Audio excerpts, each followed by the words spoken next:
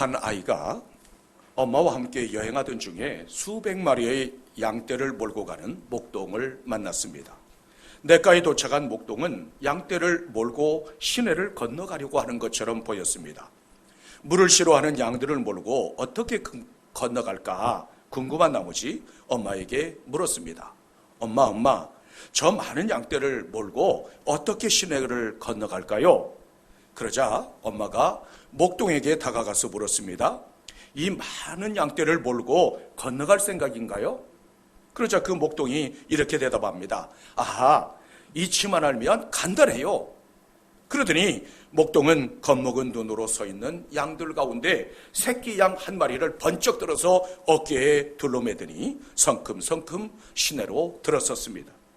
그 순간 새끼를 빼앗긴 어미가 음매하며 새끼를 따라서 시내로 뛰어들었습니다.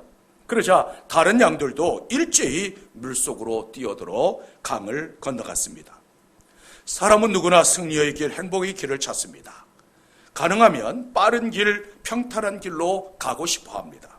그러나 하나님께서는 빠른 길이 아니라 바른 길로, 편안한 길이 아니라 예비하신 길로 인도하십니다. 우리의 인생길에도 때로는 강이나 바다나 높은 산이 가로막습니다. 이때 목자처럼 우리를 인도하시는 분이 있다면 얼마나 좋을까요? 요한복음 10장 11절에서는 이렇게 말씀하고 있습니다. 나는 선한 목자라, 선한 목자는 양들을 위하여 목숨을 버리노라. 우리의 유일하신 선한 목자는 오직 예수 그리스도이십니다. 주님은 나보다 나를 더 잘 아시고 자기의 생명보다 양들의 생명을 더 사랑하시는 분이십니다. 나는 약하고 부족하지만 주님은 강하고 풍요로우십니다. 나는 작고 무능하지만 주님은 위대하시고 영광 중에 계십니다. 따라서 그분만이 진정한 목자가 되셔서 우리를 돌보시고 바른 길로 인도하십니다. 하나님의 자녀된 우리에게는 많은 특권이 있습니다. 그 중에서도 하나님께서 나의 삶을 주장하시고 또한 나를 인도하신다는 것보다 더 놀라운 특권은 없습니다. 하나님의 인도하심과 보호하심을 믿는다면 어떤 고난과 위험 속에서도 능히 승리할 수 있습니다. 이스라엘 백성들이 애굽의 노예 생활을 청산하고 젖과 꿀이 흐르는 가나안 땅을 향해 힘차게 발걸음을 내디뎠습니다. 그런데 하나님께서 빠른 길이 아니라 홍해 광야의 길로 인도하셨습니다. 하나님께서 광야 길로 인도하신 목적은 무엇이었을까요? 일부러 이스라엘 백성들을 고생시키려고 작정하셨기 때문일까요? 아니면 하나님께서 길이나 지리를 잘 모르셨기 때문에 그쪽으로 인도하셨을까요? 본문 17절로부터 18절에서는 이렇게 말씀합니다. 바로가 백성을 보낸 후에 블레셋 사람의 땅의 길은 가까울지라도 하나님이 그들을 그 길로 인도하지 아니하셨으니 이는 하나님이 말씀하시기를 이 백성이 전쟁을 보면 뉘우쳐 애굽으로 돌아갈까 하셨습니다. 그러므로 하나님이 홍해의 광야 길로 돌려 백성을 인도하시니라. 당시 애굽에서 가나안 땅으로 가는 가장 가까운 길은 블레셋 땅에 있는 가자로 가는 길이었습니다. 그러나 하나님께서는 가깝고 편안한 길이 아니라 홍해 광야의 길로 인도하셨습니다. 표면적인 이유는 전쟁을 보면 뉘우쳐 애굽으로 돌아갈까 염려하셨기 때문이라고 말씀하고 있습니다. 가까운 길로 가려면 반드시 여러 부족들과 전쟁을 치러야만 했습니다. 당시 블레셋은 매우 호전적인 반면에 이스라엘은 군사적으로나 정신적으로 무장이 되지 못한 상태였습니다. 하나님께서는 이스라엘 백성들의 약함과 체질을 아시고 이 광야 생활을 통해서 하나님의 백성으로 거듭나기를 원하셨습니다. 아울러 광야길에는 하나님의 놀라운 섭리와 계획이 숨겨져 있었습니다. 광야길은 비록 고난이지만 홍해의 기적이 기다리고 있었습니다. 더구나 하나님과 이스라엘 백성들 사이에 신의 산 언약을 체결할 수 있는 길이었습니다. 그리고 성막을 세움으로써 예배의 공동체로 거듭날 수 있는 길이 바로 광야길이었습니다. 우리가 가는 길에도 이해할 수 없는 고난과 시련들이 있을 수 있습니다. 하지만 그 길에는 하나님께서 이미 예비하신 은총과 축복이 기다리고 있습니다. 마태복음 7장 11절에서는 이렇게 말씀하고 있습니다. 너희가 악한 자라도 좋은 것으로 자식에게 줄 알거든 하물며 하늘에 계신 너희 아버지께서 구하는 자에게 좋은 것으로 주시지 않겠느냐. 아무리 악한 사람이라 할지라도 자기 자식에게는 좀 더 좋고 좀 더 나은 것을 주고 싶은 본능이 있습니다.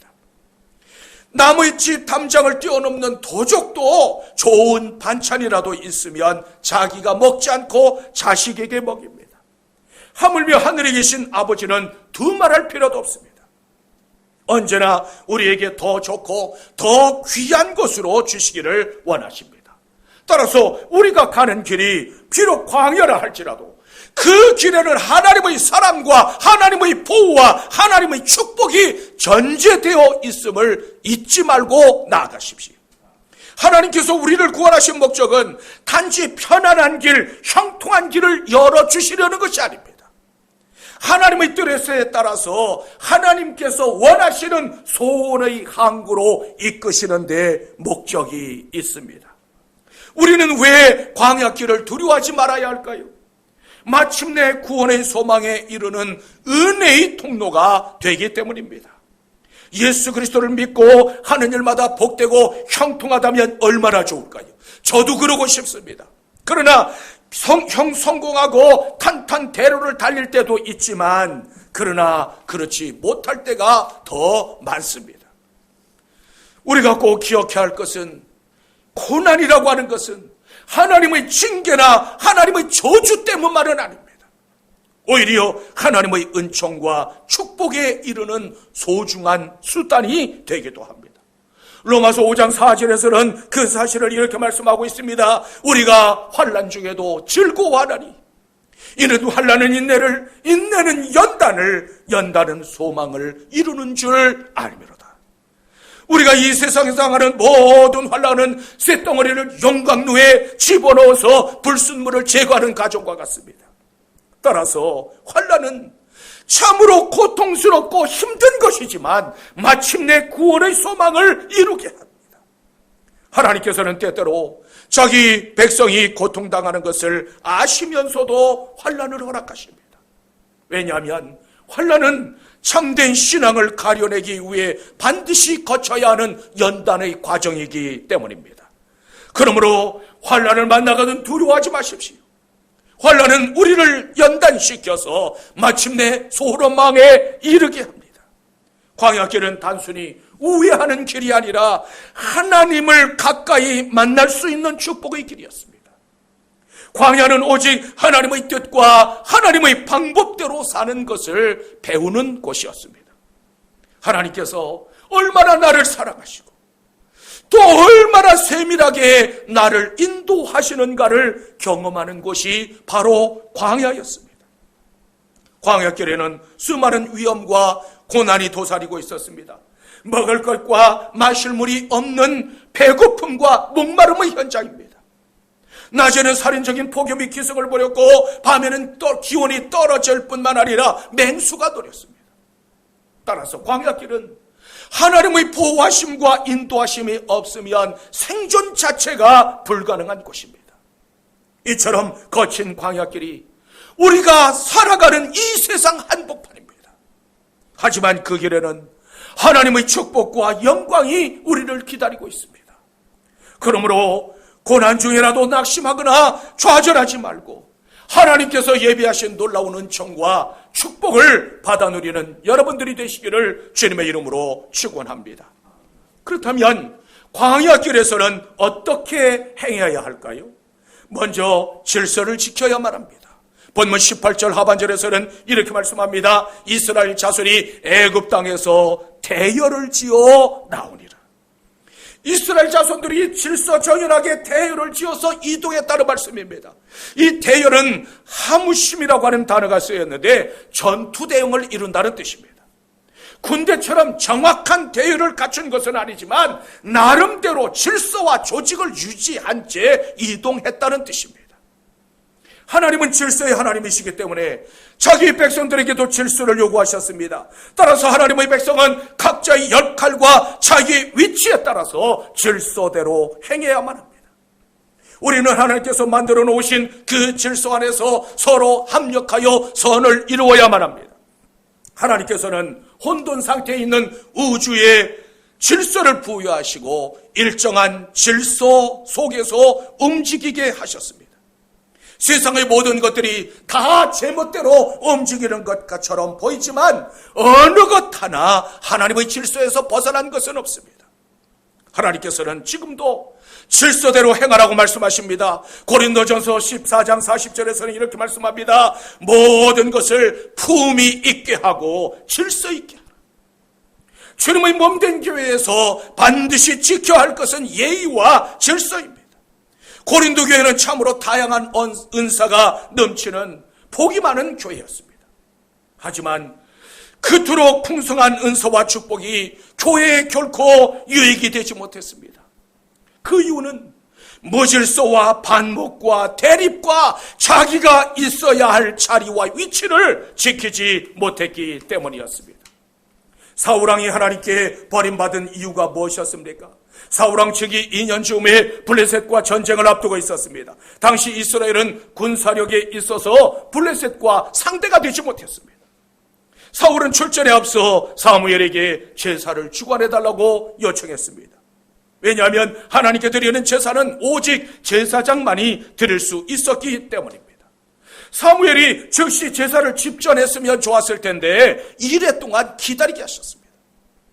블레셋이 언제 공격해 올는지 알 수 없는 다급하고 매우 절박한 상황이 되었습니다. 더구나 이스라엘 군사 중에는 블레셋 군사를 두려워한 나머지 도망치는 사람들까지 생겼습니다. 처음과 끝이 동일하고 어떤 상황 속에서도 끝까지 하나님을 의지하는 것이 진실한 믿음입니다. 그러나 사울왕은 당장 눈앞에 보이는 상황에 흔들렸고 결국 기다리지 못하고 자신이 제사를 주관하고 말았습니다. 인간적으로 생각해보면 얼마든지 그럴 수 있다고 생각합니다. 또 그래야만 한다는 생각이 들기도 합니다. 하지만 하나님의 때를 기다리지 못하고 자신의 판단과 자신의 생각대로 행동한 결과가 무엇이었습니까? 사무엘상 13장 14절에서는 이렇게 말씀합니다. 여호와께서 왕에게 명령하신 바를 왕이 지키지 아니하였으므로 여호와께서 그의 마음에 맞는 사람을 구하여 여호와께서 그를 그의 백성의 지도자로 삼으셨느니라. 하나님께서 정하신 질서와 자리를 지키지 못한 결과 불행의 주인공이 되고 말았습니다. 이것은 제사장들에게도 예외가 아니었습니다. 아론의 두 아들 나답과 아비후는 하나님께서 명령하시지 않은 다른 불로 분향하다가 죽어야만 했습니다. 이것은 모두 하나님께서 정하신 질서의 문제였습니다. 우리에게 중요한 것은 돈이 많으냐, 가문이 좋으냐, 학벌이 있느냐가 아닙니다. 가장 중요한 것은 하나님의 마음에 과연 내가 맞는 사람인가에 달렸습니다. 그러므로 언제나 하나님 앞에만은 겸손하고 또 모든 영광을 하나님 앞에 돌려드릴 수 있어야만 합니다. 어떤 분이 모든 사물에는 자기의 자리가 있다고 했습니다. 자기 위치와 자기 자리를 잘 지킴으로 교회의 덕을 세울 수 있는 여러분들이 되시기를 주님의 이름으로 축원합니다. 또한 땅에 소망을 두지 말아야만 합니다. 본문 20절에서는 이렇게 말씀하고 있습니다. 그들이 숫곳을 떠나서 광야 끝 에담의 장막을 치니라. 이스라엘 백성들은 람셋을 떠나서 숫곳에 이르렀습니다. 람셋은 이스라엘 백성들이 노예로 살아가며 모진 학대를 받았던 고통의 땅입니다. 그곳을 떠나서 숫곳을 거쳐 에담의 장막을 쳤다고 말씀합니다. 숫곳은 오두막집들이라고 하는 뜻이고 이 에담은 요새라고 하는 뜻을 가지고 있습니다. 사람들이 집을 짓고 사는 곳에서 더욱 견고한 요새가 있는 에담으로 옮겨갔다는 뜻입니다. 그러나 이스라엘 백성들은 그곳에 더 많은 집을 짓거나 더 견고한 성벽을 쌓지 않고 장막을 쳤습니다. 왜냐하면 그곳은 이스라엘 백성들의 목적지가 아니라 잠시 머물다 떠나는 곳이기 때문입니다. 이스라엘 백성들의 가나안 행로는 천국을 향해 나아가는 우리 성도들에게 큰 교훈을 주고 있습니다. 이스라엘 백성들은 종으로 살던 애굽에서 구원받아 하나님의 백성이 되었습니다. 마찬가지로 우리도 죄의 종이요 하나님과 원수되었던 사람들입니다. 그러나 예수 그리스도를 믿고 영접함으로 구원받아 하나님의 자녀가 되었습니다. 이스라엘 백성들이나 우리의 구원은 모두 하나님의 은혜였습니다. 마찬가지로 이스라엘 백성들의 가나안 행로는 우리가 예수 그리스도를 믿고 구원받은 후 걸어가는 신앙의 여정이기도 합니다. 이스라엘 백성들이 머물렀던 숫곳은 오두막질, 안식 또는 쉴 곳이라고 하는 뜻을 가지고 있습니다. 하나님께서는 이스라엘 백성들에게 먼저 쉬게 하셨고 평안과 기쁨을 누리게 하셨습니다. 하나님께서는 자녀들을 푸른 초장과 쉴만한 물가로 인도하셔서 쉬게 하시는 분이십니다. 누구든지 선하신 목자가 되시는 예수 그리스도께로 나아가면 생명을 얻고 구원과 평안과 기쁨을 풍성하게 누릴 수 있습니다. 하나님께서는 숫곳에서 다시 에담으로 인도하셨습니다. 너희는 결코 이 땅의 삶에 연연하지 말라는 뜻입니다. 우리가 이 땅의 삶에 연연하여 하나님의 나라를 바라보지 못한다면 하나님의 나라에 들어갈 수 없습니다. 여리고에서 범죄했던 아간이 그 사실을 보여줍니다. 아간은 금덩어리, 은덩어리, 신할산 외투 한 벌에 마음을 빼앗긴 결과 돌무더기의 주인이 되고 말았습니다. 아나니아와 삽비라도 이 세상에 대한 애착을 이기지 못한 결과 하나님의 나라에서 멀어지고 말았습니다. 그러므로 주님께서는 마태복음 6장 19절 이하에서 이렇게 말씀합니다. 너희를 위하여 보물을 땅에 쌓아두지 말라. 거기는 좀과 동록이 함이요 도둑이 구멍을 뚫고 도둑질하느니라. 오직 너희를 위하여 보물을 하늘에 쌓아두라. 내 보물이 있는 그곳에는 내 마음도 있느니라. 이 땅에 쌓아둔 것은 그것이 무엇이 되었든지 녹슬고 상하고 결국은 흔적도 없이 사라져버립니다. 오직 하늘에 쌓아둔 것만 남습니다. 주님께서는 손에 쟁기를 잡고 뒤를 돌아보는 자는 하나님의 나라에 합당하지 않다고 말씀하셨습니다. 이 땅은 결코 우리의 목적지가 아님을 기억하고 나가십시오. 우리의 시민권은 하늘에 있고 우리는 이 땅에서 나그네로 살아갑니다. 이 땅에 소망을 두면 하나님의 나라를 빼앗기게 됩니다. 그러므로 주님만 바라보고 하나님의 나라를 사모하며 나아갈 수 있는 여러분들이 되시기를 주님의 이름으로 축원합니다. 또한 우리는 하나님께서 인도하시는 대로 따라가야만 합니다. 본문 21절로부터 22절에서는 이렇게 말씀합니다. 여호와께서 그들 앞서서 가시며 낮에는 구름 기둥으로 그들의 길을 인도하시고 밤에는 불기둥을 그들에게 비추사 낮이나 밤이나 진행하게 하시니 낮에는 구름 기둥 밤에는 불기둥이 백성 앞에서 떠나지 아니하리라. 출애굽한 이스라엘 백성들은 어디로 가야 하는지 전혀 알지 못했습니다. 더구나 어떠한 위험이 그들 앞에 기다리고 있는지도 전혀 몰랐습니다. 그런데 하나님께서 이스라엘 백성 앞서서 가시며 구름기둥 불기둥으로 친히 인도하셨습니다. 구름기둥 불기둥은 하나님의 임재를 상징합니다. 하나님께서는 이스라엘 앞서서 가고 있다는 사실을 가시적으로 보여주셨습니다. 구름기둥 불기둥은 하나님께서 밤낮으로 함께 하시며 모든 위험과 어려움으로부터 지켜주시고 보호하신다는 약속의 상징이었습니다.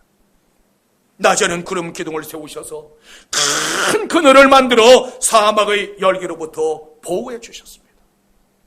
예전에 이 광야를 한번 지나간 적이 있었습니다. 이 사막의 열기를 한번 느껴보라고 그 광야에서 한번 내린 적이 있는데 그 시원한 에어컨이 잘 나오는 버스를 타고 가다가 그 한복판에서 내렸어요. 발을 내딛는 순간 칵 하고 숨이 막히는 거예요. 얼마나 뜨거운지 견딜 수가 없어요. 그런데 신기한 것은 그늘에만 들어가면 시원하더라는 거죠. 하나님께서는 이와 같이 낮에는 구름 기둥을 일으켜 세우셔서 그 뜨거운 열기를 막아주셨습니다. 밤이 되면 불기둥이 어둠을 밝히고 추위를 막아주었습니다. 이처럼 하나님께서는 우리의 연약함과 부족함을 잘 알고 계십니다. 세상이 너무너무 뜨겁다고 느껴지십니까? 그렇다면 하나님께서 영광의 구름으로 여러분들을 보호하시고 지켜주실 것입니다.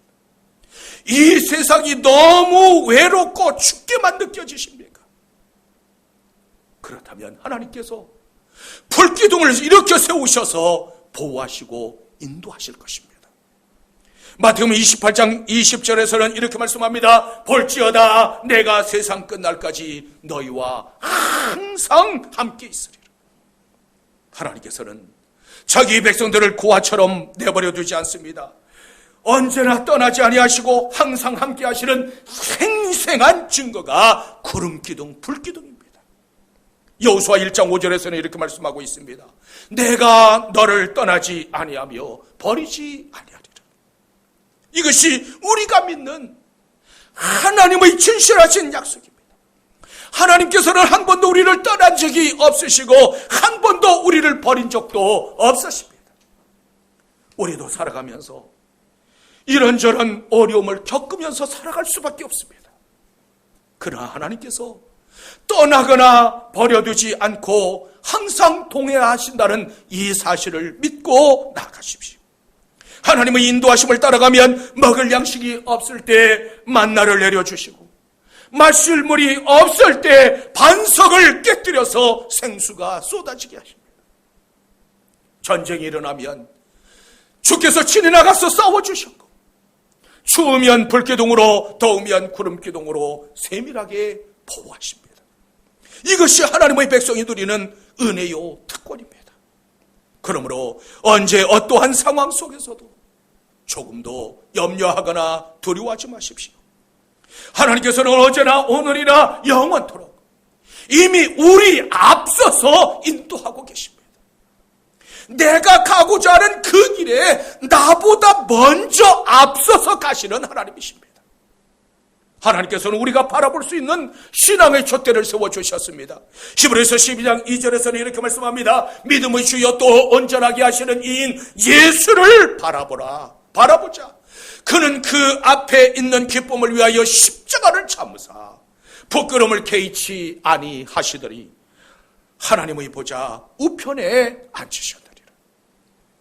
믿음의 촛대로 예수 그리스도를 세워주셨기 때문에 그분을 믿고 따라가면 온전케 될 수 있습니다. 이 세상에 한눈을 팔지 말고 예수 그리스도를 믿고 나아가면 새로운 힘과 능력을 공급하십니다. 그러므로 앞서서 인도하시는 예수 그리스도를 바라보고 나아가는 여러분들이 되시기를 주님의 이름으로 축원합니다. 이스라엘 백성들이 걸었던 광야길은 너무 거칠고 험난했습니다. 그러나 그 길에 하나님께서 함께 하시자 은혜와 축복이 임했습니다. 하지만 이스라엘 백성들은 전능하신 하나님께서 자기들의 하나님이 되시며 또한 전능하신 하나님께서 그들과 함께 하신다는 사실을 믿지 못했습니다. 그들은 위기의 순간마다 두려움에 떨며 아우성쳤습니다. 이런 어리석음 때문에 40년 동안 광야에서 방황해야만 했습니다. 우리가 살아가는 이 세상도 거칠고 험난한 광야의 길은 마찬가지입니다.